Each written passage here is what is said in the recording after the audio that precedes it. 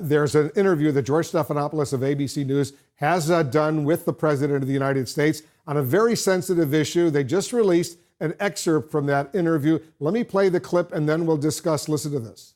This time around, if foreigners, if Russia, if China, if someone else offers you information on an opponent, should they accept it or should they call the FBI? I think maybe you do both. I think you might want to listen. There's nothing wrong with listening. If somebody called from a country, Norway, we have information on your opponent. Oh, I think I'd want to hear it. You want that kind of interference in our elections? It's not an interference. They have information. I think I'd take it. If I thought there was something wrong, I'd go maybe to the FBI if I thought there was something wrong. But when somebody comes up with Oppo research, right? They come up with Oppo research. Oh, let's call the FBI. The FBI doesn't have enough agents to take care of it. But you go and talk honestly to congressmen. They all do it. They always have. And that's the way it is. It's called Oppo research. All right, that's a pretty explosive statement from the President of the United States. Caitlin Collins is over at the White House. Caitlin, I know all of us have just heard this, but the President is not ruling out the possibility of accepting dirt, if you will, or opposition research from adversaries of the United States like Russia and China. Yeah, he said he doesn't think he's ever called the FBI in his life, Wolf, during that interview with ABC News when asked if he would take the information if he was offered it again, not just by an opponent, but also by any foreigners on a potential opponent. And the president said there's a chance you could do both. Now, of course, this is going to raise all sorts of questions because, of course, that is what caused so much consternation over potential contacts between the Russians and Trump campaign officials for the last several years, for essentially the president's entire time in the White House. That is really something that has loomed over it. And there are some people in the White House who would certainly say, yes, that Donald Trump Jr. and Jared Kushner and Paul Manafort shouldn't have taken that meeting at Trump Tower that they did. They wouldn't do it again. But clearly the president seems to be standing by their decisions and what they did there, saying that if he had the chance to do it again, that he doesn't think he would call the FBI immediately. And he's citing other lawmakers, Wolf, though he doesn't name who, that he says he believes has also acted in the same way. Let's bring in our Justice correspondent, Evan Perez. Evan, what's your reaction to what the president just said? It's a stunning statement from the President of the United States, Wolf, for him to say that the way to react when an adversary like Russia, like China, wants to interfere with the U.S. election by offering research, opposition research, to try to help one campaign, to try to hurt another, to try to influence an election. Again, an adversary, that's the question from George Stephanopoulos, and the President says, nah, it's not a big deal.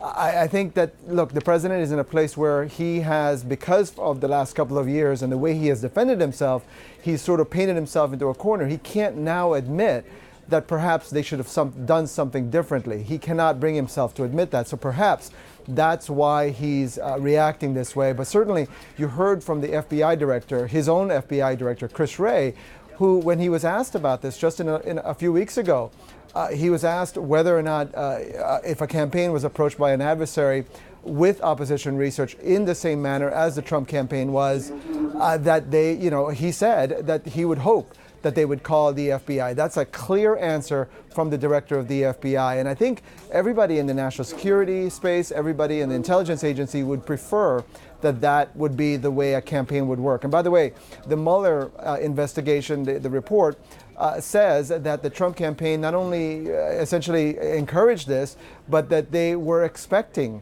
this kind of help from the Russian government. That's the reason why we had this investigation, and I think that's why there's still a lot of concern about what will happen in 2020. Wolf. Let me go back to Caitlin over at the White House. Caitlin, you have another point you want to make?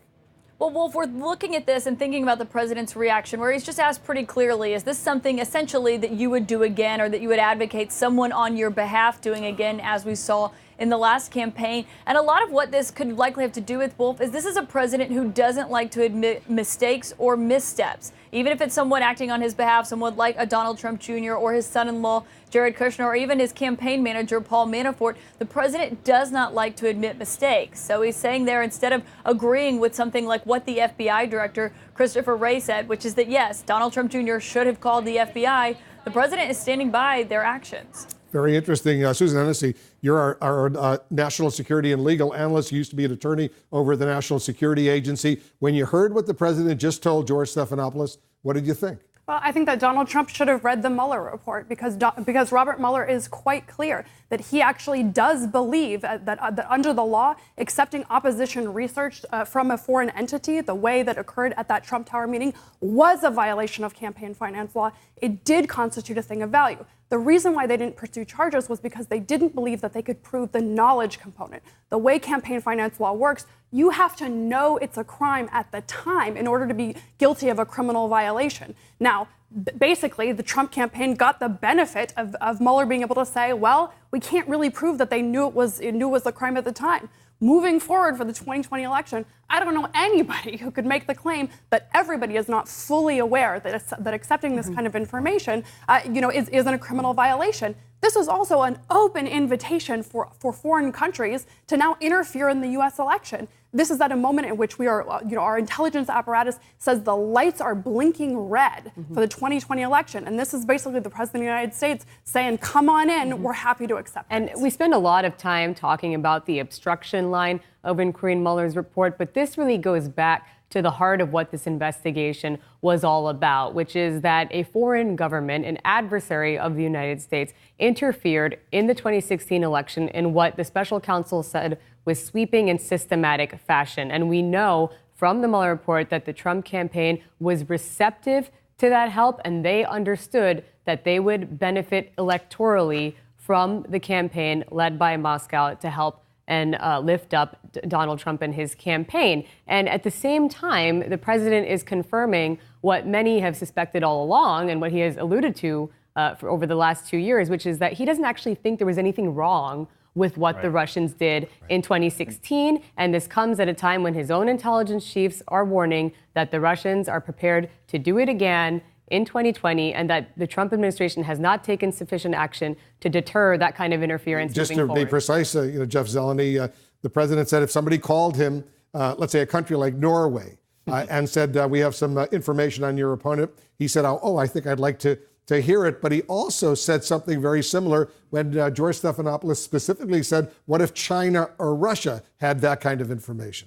Look, and this is something that I'm not surprised that the president said this at all. This is very much keeping in line with what he's been saying. He's been trying to normalize this from the very beginning, that this is just a piece of oppo research. It is not a piece of oppo research. Opposition research is usually someone's background, a voting record, a financial dealing from an opponent, not a foreign government. So this is ignoring the first part, chapter 1 of the Mueller report, which was very serious, that there wasn't interference in the U.S. election. But the fact of the matter is that Jared Kushner has recently said he did not have any regrets. So this is the president who is looking forward here. We'll have to see the rest of the interview, but it's clear he said, I would call the FBI, but then he said, no, I've never called the FBI in my life. So I think it's hard to imagine that Donald Trump would call the FBI on this information he's trying to normalize. Yeah, he said, I don't think in my whole life I've ever called the FBI in my whole life. You don't call the FBI, you throw somebody out of the office, you do whatever you do. Oh, give me a break.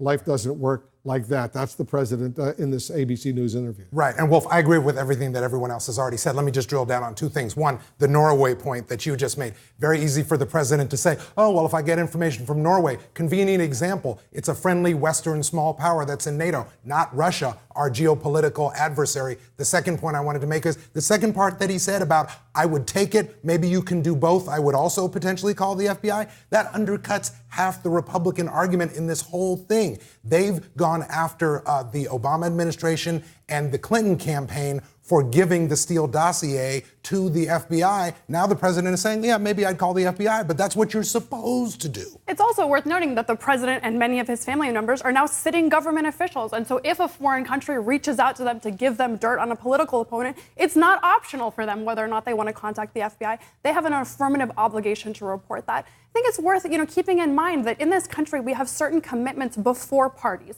pre-political things that we care about, like free and fair elections in which Americans choose who is going to be the next president, who is going to be their elected political leaders. And it is stunning each and every time we see that the president of the United States does not share those common American values that are not about Democrats and not about Republicans, but about the core values this country was founded on. Let me go back to Caitlin over at the White House. I understand the president also spoke, Caitlin, what, about the FBI director?